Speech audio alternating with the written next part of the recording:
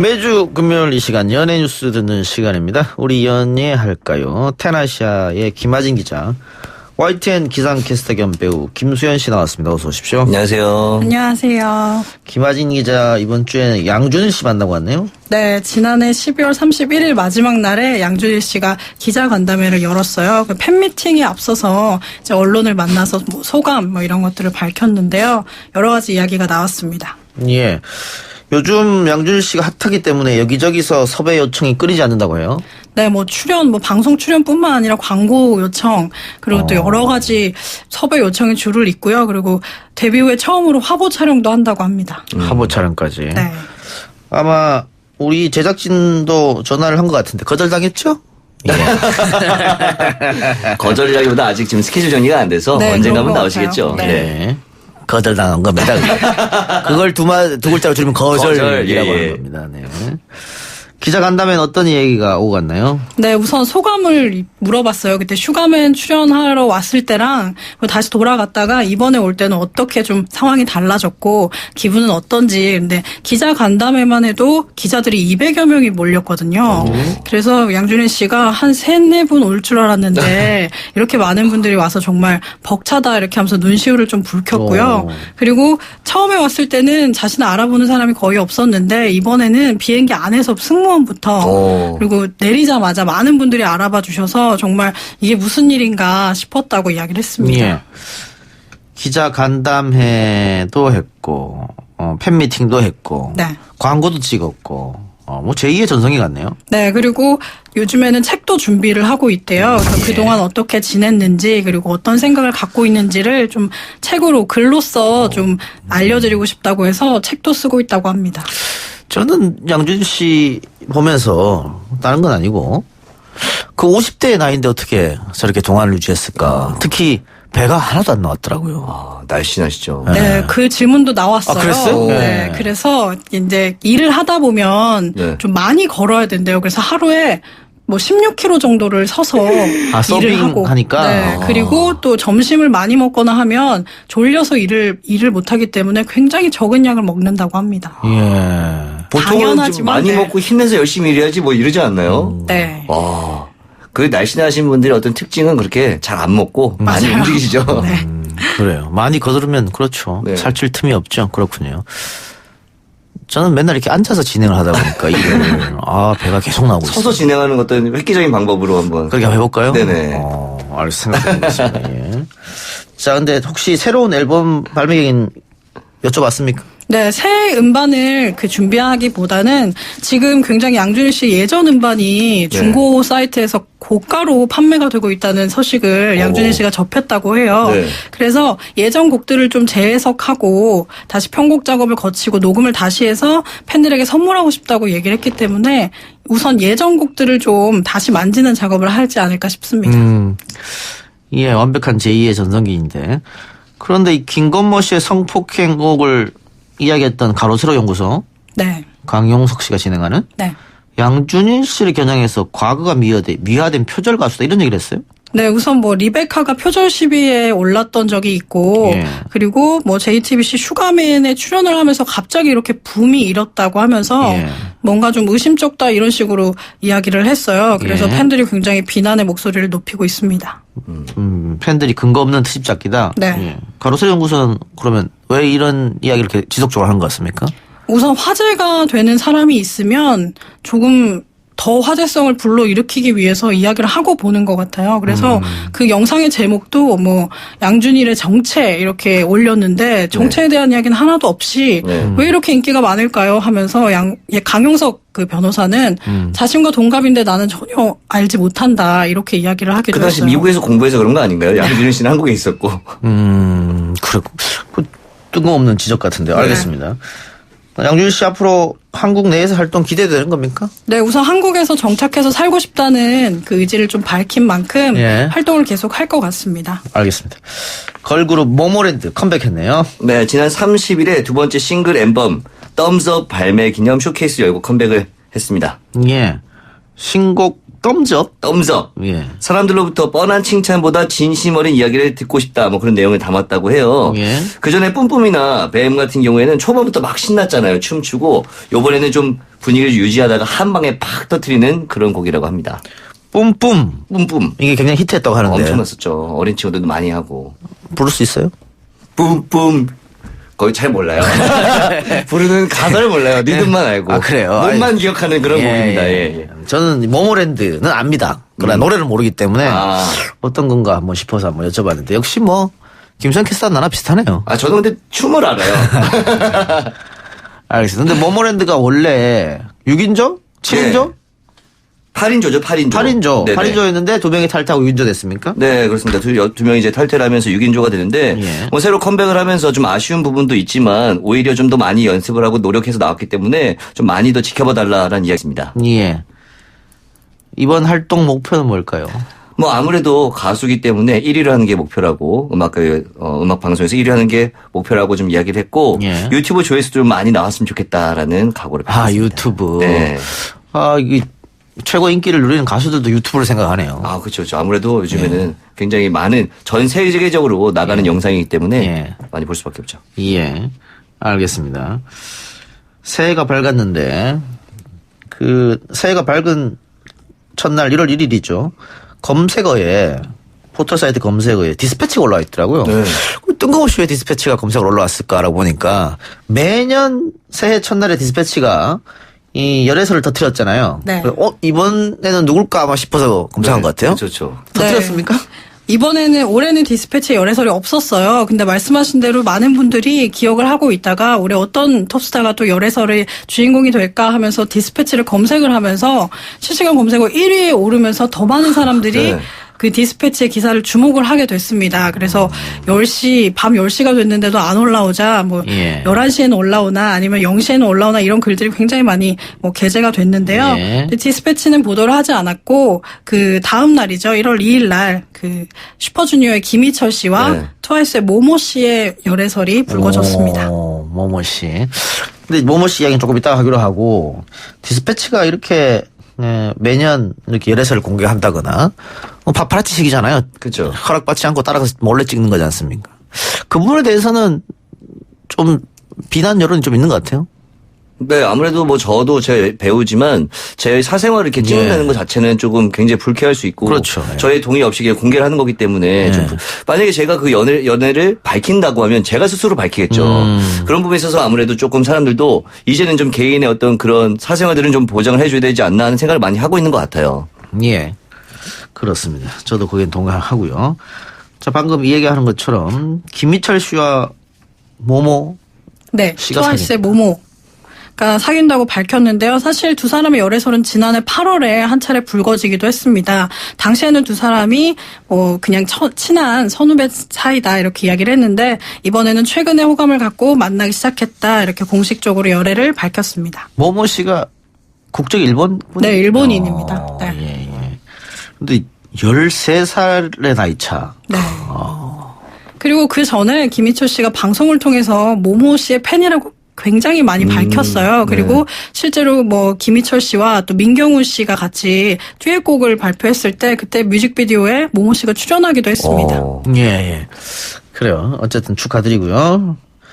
오늘 새로운 열애설이 있던데요. 배우 박보영 씨와 김희원 씨의 열애설. 네, 이것은 뭐 보도를 통해 불거진 건 아니고요. 목격담이 흘러나오면서 온라인 커뮤니티를 통해서 두 사람이 사귀는 것 같다 이렇게 많은 이야기들이 올라왔어요. 둘이 만나더라. 이건 내가 봤다. 이겁니까? 네, 어디 가게에서 밥을 먹는 걸 봤다, 차를 마시는 걸 봤다 이런 목격담이 올라왔는데. 그럼 밥 먹을 수 있잖아요, 동료로서. 네, 그래서 박보영 씨가 즉각적으로 자신의 팬카페에 네. 친한 사이라서 밥도 먹고 차도 마신다, 친한 선후배 사이고 나이를 상관없이 친구 사이다 이렇게 이야기를 하면서 예. 열애설을 무마했습니다. 예.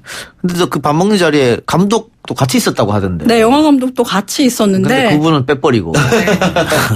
잘 누군지 모르니까 보통 일반인들이 봤을 때 예. 연예인 2명만 말하죠. 3명이든 4명이든 잘 모르고 남은 박보영과 김혜원이 있었다 뭐 이렇게 이야기를 했겠죠. 맞아요. 네. 영덕에 있는 카페였다고 하는데 어쨌든 CCTV 캡처는 내려달라 뭐 이런 얘기 했네요. 네. 알겠습니다. 박보영 씨와 김효연 씨의 열애설은 사실이 아닌 걸로. 네. 예.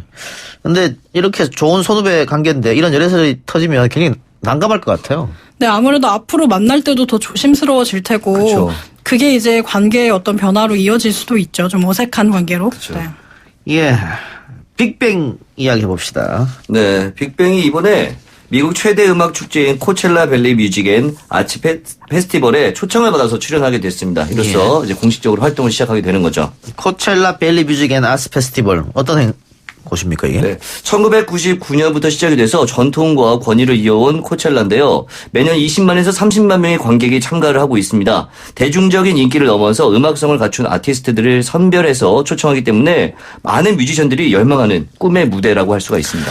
근데 빅뱅이 사건 사고가 좀 많았지 않습니까? 아, 많았죠. 대표적으로 승리 씨는 네. 아마 이 무대에 못 설 테고, 그렇죠? 아, 이제는 뭐 탈퇴를 했기 때문에 쓸 수가 없는 상황이고, 일단 뭐 탑 씨 같은 경우도 의경 복무 중에 대마초 파문이 좀 일었었고, 예. 그리고 대성 씨는 군 복무 중에 자신이 소유한 건물에 불법 유흥업소가 이루어졌다. 예. 이런 것들 논란을 받았었고, 지드래곤도 군 복무 이제 특혜를 받았다.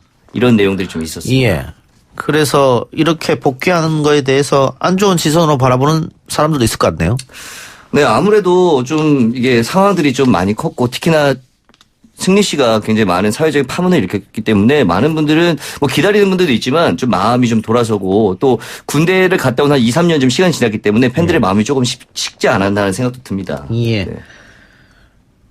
대성의 불법 유흥업소 운영 의혹은 무혐의로 결론이 났다고요? 네, 무허가 유흥 주점 방조 혐의를 가지고 이제 이 상황들이 지금 전개가 되고 있었는데 이것을 입증을 하려면 일단은 무허가 영업에 대한 인식과 이를 도와줬다라는 것들이 사실로 드러나야 하는데 일단 대성의 건물 출입 현황, 실제 건물을 관리했는지 여부 등을 조사를 했지만 무허가 유흥 주점 방조 혐의로 입건할 만한 증거 자료가 뭐 부족했다, 발견하지 못했다라는 이야기가 있습니다. 알겠습니다. 예. 미스트롯 굉장히 화제가 됐던 방송인데 이번에는 미스터 트롯이라는 새로운 예능이 나왔네요. 네, 지난 2일 첫 방송도 있는데요. 시청률이 굉장히 높게 나왔어요. 오늘 집계 결과 전국 기준으로 12.5%를 기록을 했고요. 그리고 순간 최고 시청률은 14.2%까지 찍었습니다. 예. 가장 화제가 된 출연자가 임영웅 씨라고요?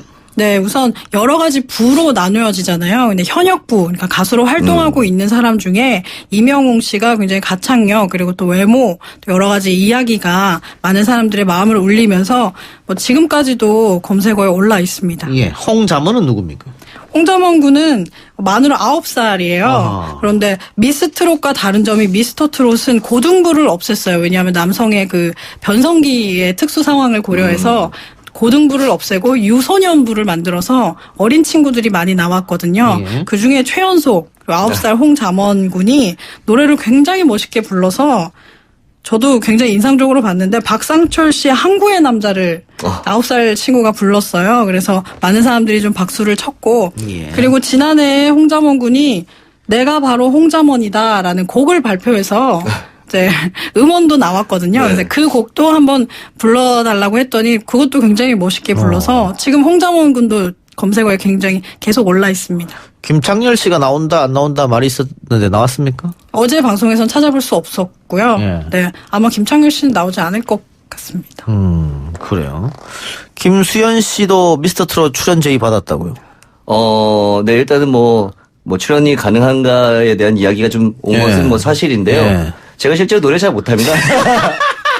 그래서 노래 못하는데 왜 출연 제의를 받았어요? 그래서 제가 또 이제 방송 쪽 일을 열심히 하고 있고 또 이렇게 하니까 저 같은 사람 또 남자 기상캐스터가 대한민국에 한 명밖에 없잖아요. 그러니까 저 같은 사람이 나오면 좀 재밌지 않을까 하는 화제가 되지 생각이 않을까? 있었지 않았나. 저랑 직접 통화한 건 아닙니다. 제 소속사를 통해서 이제 저한테 제의가 들어왔고 저한테 물어봤는데 제가 단방에 잘랐죠. 전 노래는 안 됩니다. 네.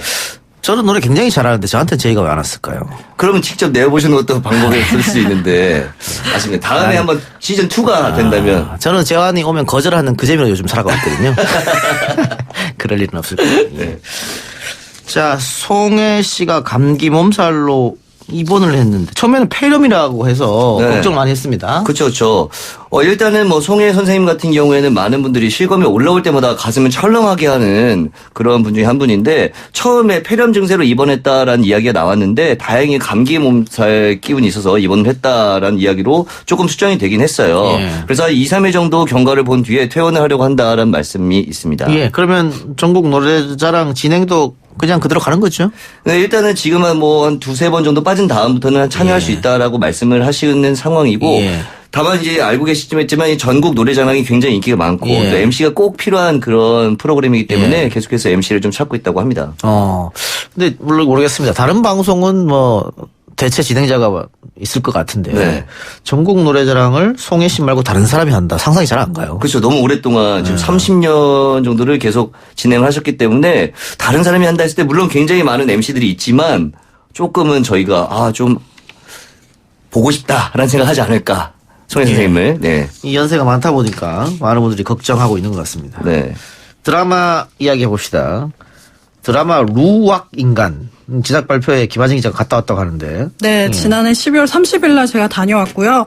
그날 당일날 2부작으로 편성이 된 드라마여서 방송이 이미 됐습니다. 근데 워낙 좋은 드라마여서 소개시켜드리고 싶은데 이 드라마는 이제 50대 세일즈맨이 나오는데 안내상 씨가 연기를 해요. 예. 그 세일즈맨의 그 삶과 어떤 이야기를 다루는 아주 따뜻하고 또 뭉클한 이야기입니다. 예, 근데 드라마인데 2부작밖에 안 되면 단막극이네요? 네, 단막극 형태이고요. 예. 그 우선 스토리 공모전에 수상한 동명 단편 소설을 예. 원작으로 하고 있고 이 라하나 PD가 이 소설을 접하고 굉장히 신선하다 이렇게 생각을 해서 좀 각색을 거쳐서 단막극을 완성했습니다. 예. 50대 세일즈맨의 애환. 이 안내상 씨가 딱 잘했을 것 같습니다. 말로 들어만 봐도. 네, 굉장히 연기를 잘해주셔서 저도 울면서 그래요? 봤는데 네, 추천하겠습니다. 예.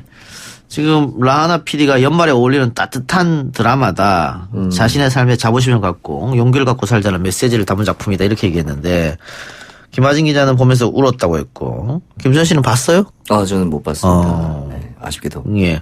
요즘 그 사람 냄새 나는 드라마라고 할까요? 네. 예, 그런 드라마가 잘 안 보이는 것 같아요. 이런 루악 인간 네. 뭐 이런 드라마나 뭐 과거에 많이 있었잖아요. 네, 그 현실적인 이야기를 좀 많이 다루는 예. 드라마가 많이 인기가 근데 있었는데 그 뒤로 뭐 막장 드라마다 뭐 이렇게 나와가지고 그나마 제가 말씀드렸던 게 동백이 네. 동백꽃 필 무렵 굉장히 그런 따뜻한 드라마였고 너무 물론 조금 이제 재미가 들어간 부분이 많이 있었지만 다른 드라마에 비해서 자극이 좀 적은 네, 그런 드라마지 않았나 예. 하는 생각이 듭니다. 근데 루악이 뭔 뜻입니까? 이 루악이 커피 루악에서 나온 이야기인데요. 사양 고양이의 배설물을 커피 씨앗을 채취해서 만든 커피인데 예. 굉장히 비싸고 향이 좋기로 유명한 그 커피예요. 근데 안내상 씨가 이 커피 씨앗을 먹으면 이제 사양 고양이처럼 이 루악 커피가 나오는 거예요.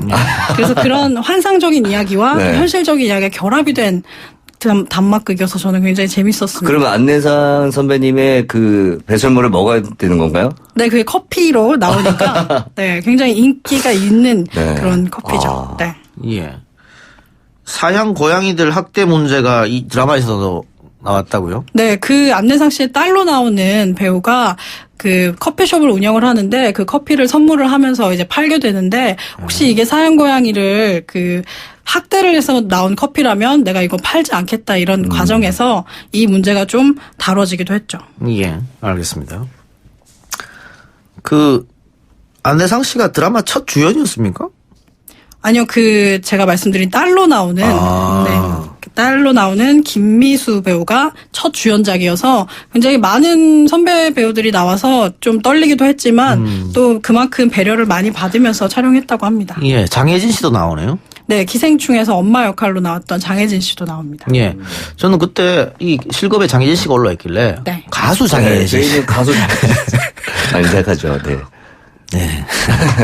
그래도 아니었더군요. 네. 하여튼, 워낙 대본이 탄탄하고, 연출도 좋고, 또 주연, 조연 모두 연기, 좋은 연기를 펼쳐줘서 많은 분들이 박수를 보내신 것 같네요.